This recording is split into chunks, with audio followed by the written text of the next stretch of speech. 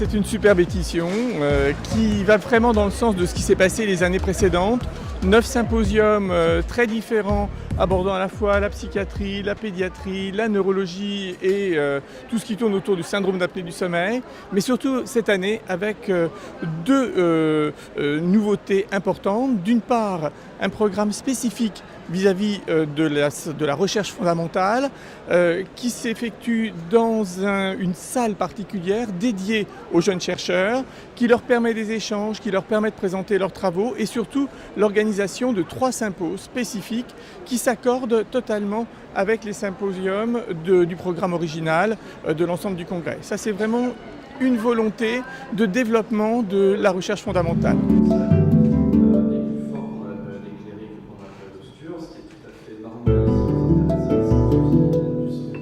On a essayé de focaliser sur les nouveautés, les grands papiers qui sont sortis cette année sur la recherche fondamentale. Il y a beaucoup de choses intéressantes, et notamment par des Français ou des francophones. Il y a un autre travail qui montre que pendant le sommeil, en fait, vraiment, on rejoue ce qui s'est passé à la veille, on le rejoue pendant le sommeil, et c'est parce qu'on rejoue ce qu'on a fait pendant la veille, pendant le sommeil, que le lendemain, on est plus performant. Donc il y a vraiment des travaux comme ça, et donc on est au niveau cellulaire, hein. On n'est pas chez l'homme, on est chez l'animal, et on est au niveau cellulaire, on arrive à avoir une définition au niveau cellulaire de ce qui se passe dans le cerveau au cours du sommeil. Qui rend tous les caractéristiques comportementaux de la définition du sommeil. Il faut vraiment qu'il y ait un dialogue entre le clinique et le fondamental pour qu'on progresse. Moi j'ai beaucoup aussi travaillé cet aspect-là, au niveau en tant que chercheur fondamental, d'essayer de comprendre ce qui se passe au niveau des pathologies, d'avoir des modèles animaux de pathologie pour essayer d'améliorer les traitements sur toutes les pathologies du sommeil. Donc il faut vraiment que dans les deux sens, il y ait cette communication.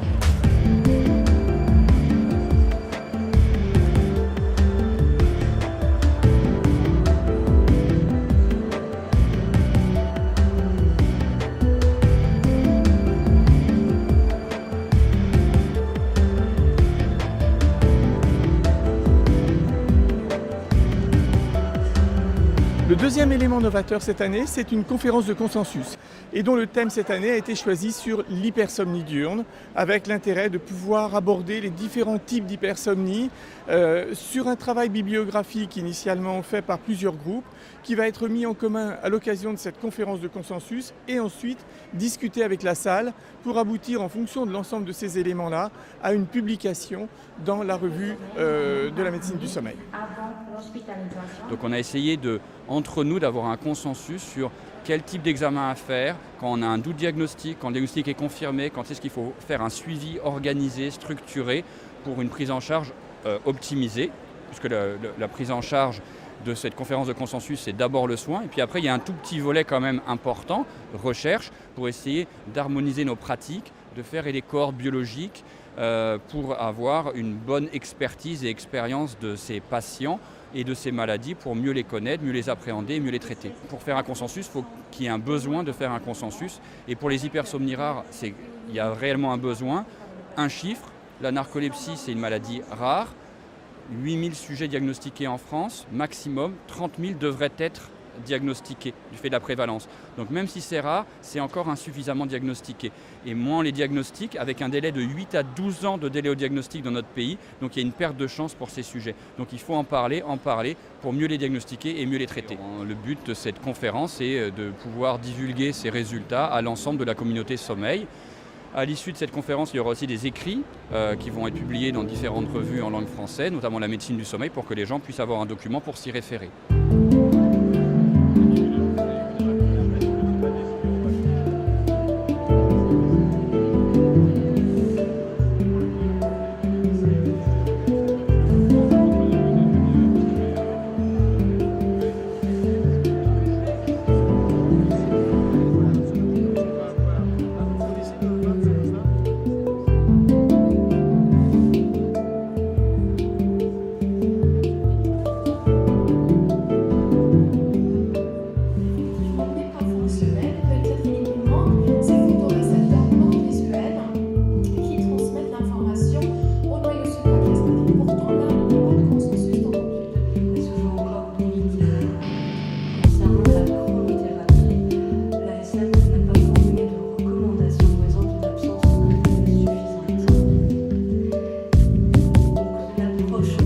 Un coup de cœur particulier provient de ma spécialité pneumologique. C'est vraiment une nouveauté concernant le phénotypage du syndrome d'apnée du sommeil.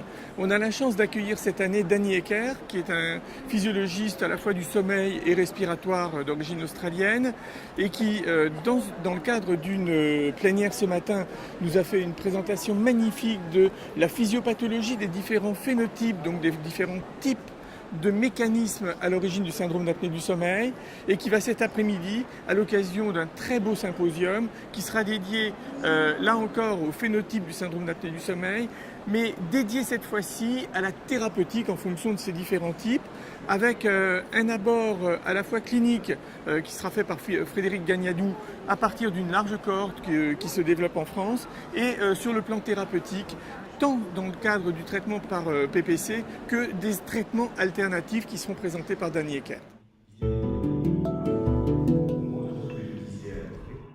L'âge, le genre, le VMI, les symptômes associés à ce et bien sûr les comorbidités qui pèsent très lourd.